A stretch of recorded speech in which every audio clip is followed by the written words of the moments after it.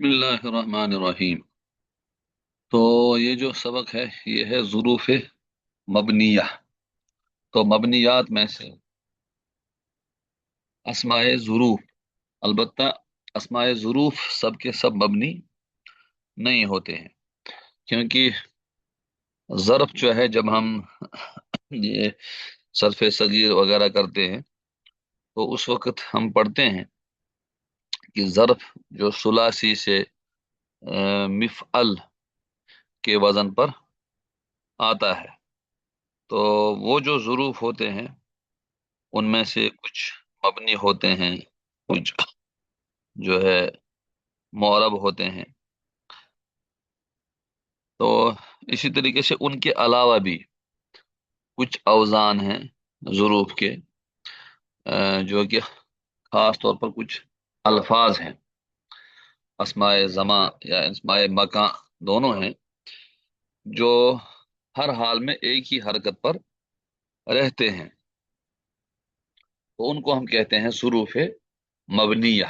तो यहाँ इन्होंने अच्छे खासे हुरूफ दिए हैं। सबसे पहले इज, इजा, मता, अयाना, कैफा, अमसी, मुज, मुंजो, कत्तु, आउजु, कबलु और बादु।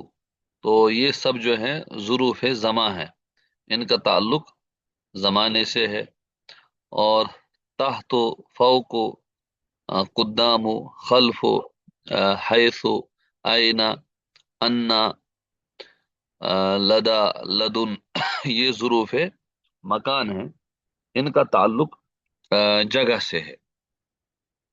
वह कि ज़ुरूफ मकान और ज़ुरूफ ज़मा दोनों में बहुत सारे अल्फाज ऐसे हैं जो मबनी हैं, इसीलिए उन्होंने अलग लिखा फ़ायदा। बाज इनमें से ज़म्मा पर, बाज फतहा पर और बाज सुकून पर मबनी है। तो किसी के आखिर में सुकून है, जैसे इज है, इज़ा है, मता है और अन्ना है, लदा है। तो इनके आखिर में सुकून है।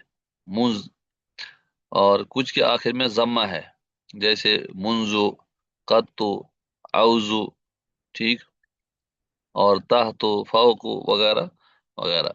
इसी तरीके से कुछ के आखिर में फतहा है, जैसे अयाना, कैफा और बस ये दो यहाँ पर है।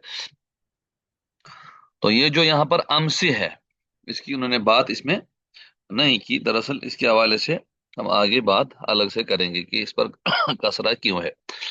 तो अस्माए जिहात सित्ता, छह जिहतें जो हैं उनके अल्फाज, जिसमें कबलो, बादो और ताहतो, फौको और कुद्दामो और खल्फो, ये ताहतो, फौको, कुद्दामो, खल्फो और कबलो और बादो। तो कबलो ये जो है इनका ताल्लुक मकान से भी आता है, कबलो और बादू का, और जमा से भी है, ठीक। इसलिए इन्होंने यहाँ पर इनको जमाने में नकल किया। और ये जिहत में भी, और जिहत मकान को ही कहते हैं, साइड। तो साइड में ये मकान में भी आएंगे, इसलिए पता चला कबल और बाद ये जमाने में भी और मकान में भी आएंगे। बहरहाल ये जो छह हैं इनकी अलग एक खुसूसियत इस एतबार से है कि इनका ताल्लुक जिहत से है, और ये मबनी बर जम्मा होते हैं। ये छयों के छयों मबनी बर जम्मा होते हैं, जबकि इनका मुजाफ इलैह महजूफ हो। वो है कि ये मुजाफ मुजाफ इलैह के तौर पर भी इस्तेमाल होते हैं, वहां पर ये मुजाफ की हैसियत से इस्तेमाल होते हैं।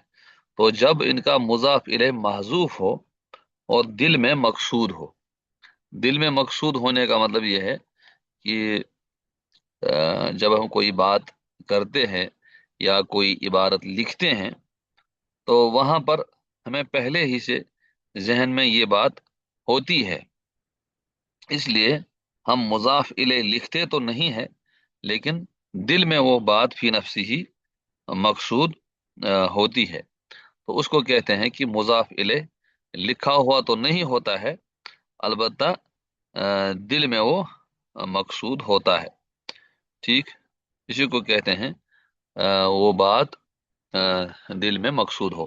जैसे सुन्नतल्लाहिल्लती कद खलत मिन कब्ल, तो सूरह रूम में और जगहों पर भी इस तरह के अल्फाज आए हैं कि अल्लाह की सुन्नत है, अल्लती कद खलत मिन कब्ल, तो उन लोगों के सिलसिले में, या खुद ये तरीका ऐसा है जो इससे पहले, यानी मिन कब्ल हाज़ा ज़मान, इससे पहले ये चीज गुजरी है, इससे पहले भी ये बात पेश आई है।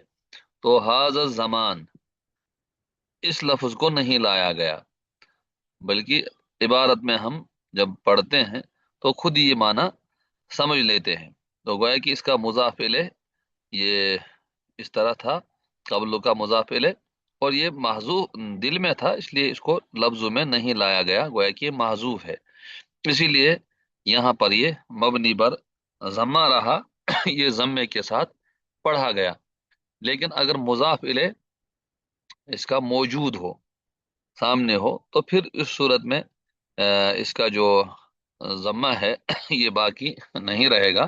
फिर इस सूरत में ये कसरे से भी तब्दील हो सकता है, इबारत में जो चीज मतलूब हो उस हिसाब से ये आएगा। जैसे कि यहाँ इन्होंने खुद लिखा है मिन कब्ल हाज़ा ज़मान, गोया कि जब मुज़ाफ इलैह ले आएंगे हम इबारत में, तो फिर इस पर एराब आएगा। इसके बगैर अगर है ये, यानी मुज़ाफ है और मुज़ाफ इलैह इसका महजूफ है, तो उस सूरत में ये मबनियात के साथ है, सूरत में ये मबनियात के साथ है। ठीक।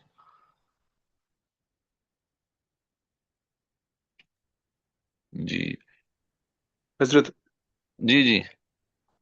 जी, अगर ये खुद मुजाफ है तो इसमें जर आएगा कि इसमें फतह आएगा फिर उस टाइम पे? ये तो खुद तो ये अ, यहाँ पर मुज़ाफ ही इस्तेमाल होता है ना, तो यहाँ पर ये उसमें मुज़ाफ ही इस्तेमाल हुआ। ठीक।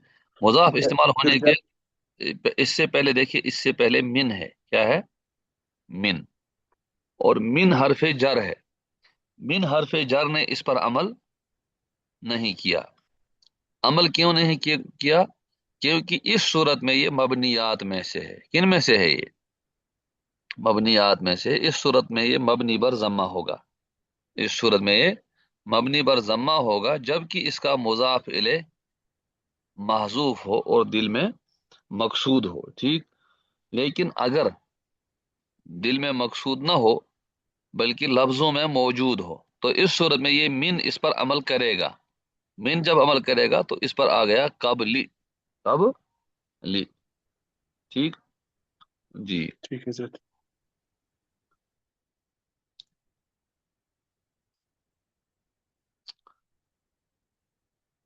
यानी हजरत जब मुजाफ इलैह आ जाएगा तो फिर उस पे असर पड़ जाएगा हाँ मुजाफ पे। बिल्कुल, जब मुजाफ इले आ जाएगा फिर ये इबारत में जो एराब है उन एराब को ये कबूल कर लेगा, इस एतबार से। ठीक।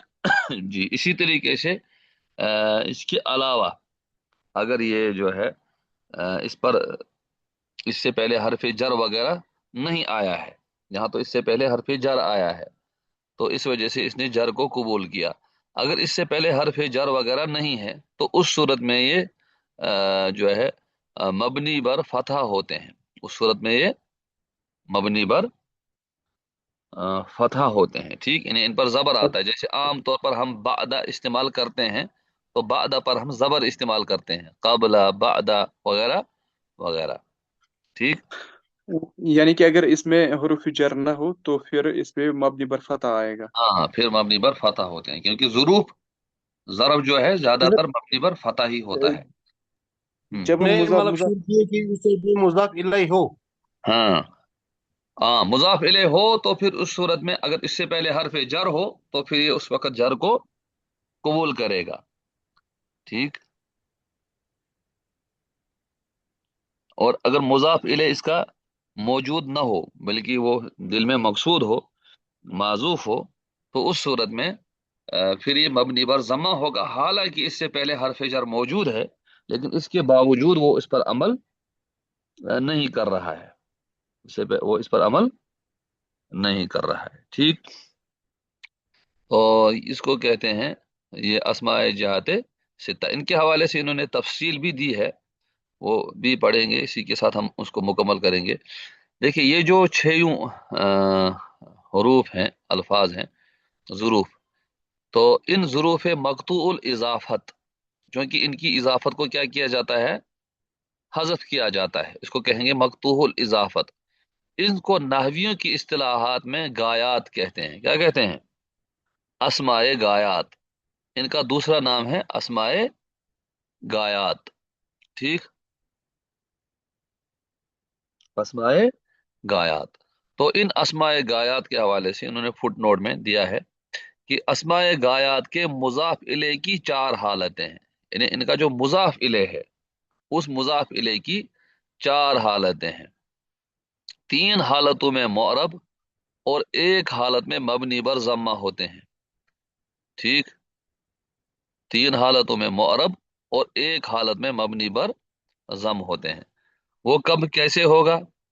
مضاف الیہ مذکور ہو تو معرب ہوں گے، مضاف الیہ مذکور ہو تو معرب ہوں گے، جیسے لکی لا یعلم بعد علم شیئا، اسی طرح لکی لا یعلم من بعد علم شیئا۔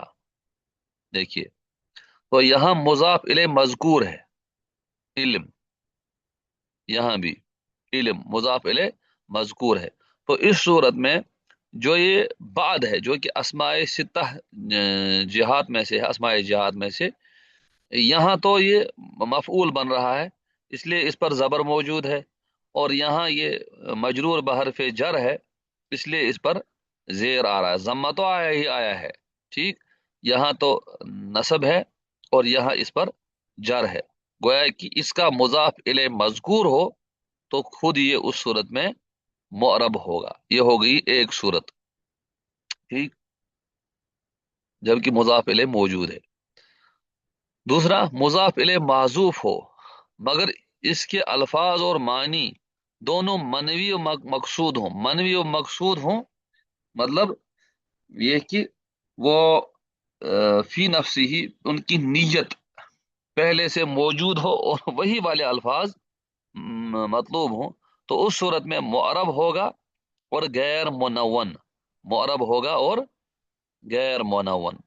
معرب کا مطلب اس پر اعراب آئے گا، البتہ تنوین کے بغیر آئے گا، جیسے انقطع المطر وصف الجو بعد، ٹھیک، یعنی بعد انقطاع المطر، تو یہاں فی نفسی ہی یہ مضاف جو ہے مضاف الیہ معذوف تو ہے، لیکن یہ عبارت ذہن میں پہلے سے موجود ہے، اور یہی والی عبارت، یہ مبہم بات یہاں پر نہیں ہے، بلکہ یہی والی چیز ہمارے ذہن میں ہے کہ بارش رک گئی اور موسم اس کی بارش کے ختم ہونے کے بعد صاف ہو گیا، تو یہاں پر یہ معرب ہو گیا کہ اس پر زبر آ گیا، اور اگر اس سے پہلے حرف جر ہوتا تو اس پر زیر آتا، ٹھیک، تو اس کو کہیں گے معرب اور غیر منون، البتہ تنوین کے ساتھ یہ اس صورت میں استعمال نہیں ہوگا۔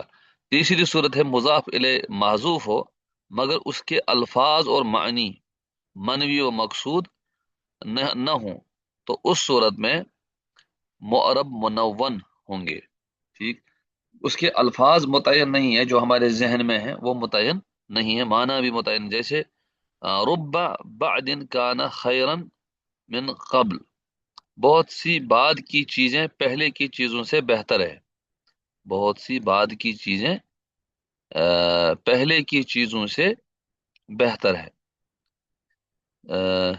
اسی طرح شفی المریض من بعد، شفی المریض من بعد، مریض بعد میں شفا یاب ہو گیا، بعد میں شفا یاب ہو گیا، تو یہاں جو یہ تنوین ہے، اس تنوین کو تنوین عوض کہتے ہیں، جو مضاف الیہ کے معذوف ہونے پر دلالت کرتی ہے، کہ یہاں یہ بتاتا ہے کہ مضاف الیہ معذوف ہے، اس معذوف مضاف الیہ کے بدلے میں تنوین دے دی گئی، یعنی رب شیء کائن بعد زمن موجود کان خیرا من رب شیء کائن قبل زمن ماضٍ، یا شف، اس کو تو سمجھنا خواہ پریشان ہوں گے، اس سے چھوٹی والی عبارت کو ہم دیکھ لیتے ہیں، شفی المریض من بعد، یعنی شفی المریض من بعد المعالجہ، مریض علاج کے بعد ٹھیک ہو گیا، ٹھیک، ہاں، تو مریض کو بعد میں علاج کے بعد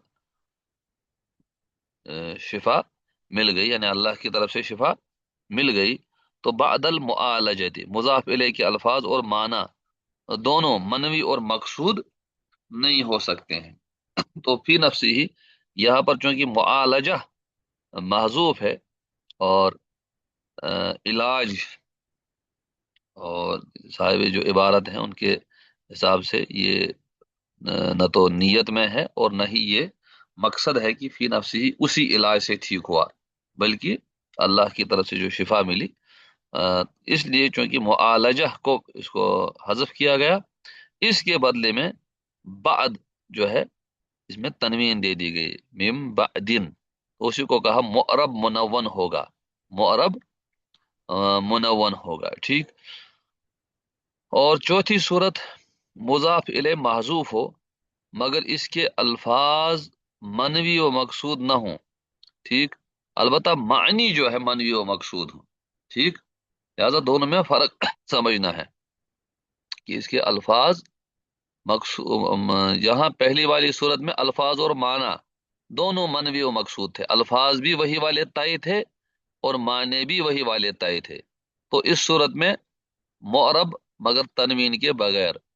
دوسری والی صورت میں الفاظ اور معنی دونوں مقصود نہیں تھے، الفاظ اور معنی دونوں مقصود نہیں تھے، تو اس صورت میں معرب منون، معرب منون، ٹھیک۔ اور تیسری صورت مضاف الیہ محذوف ہے، مضاف الیہ محذوف ہے۔ دیکھیے اس میں ایک اور چیز، پہلی والی صورت میں مضاف الیہ مذکور ہے، اور مضاف الیہ محذوف وہ آخری والی تین صورتیں، یہاں بھی مضاف الیہ محذوف، اور تیسری والی صورت میں بھی مضاف الیہ محذوف، چوتھی والی صورت میں بھی مضاف الیہ محذوف، مگر اس کے الفاظ و منفی و مقصود نہ ہوں، یعنی الفاظ منفی الفاظ کی نیت تو نہیں ہے، البتہ معنی ذہن میں پہلے ہی سے ہے۔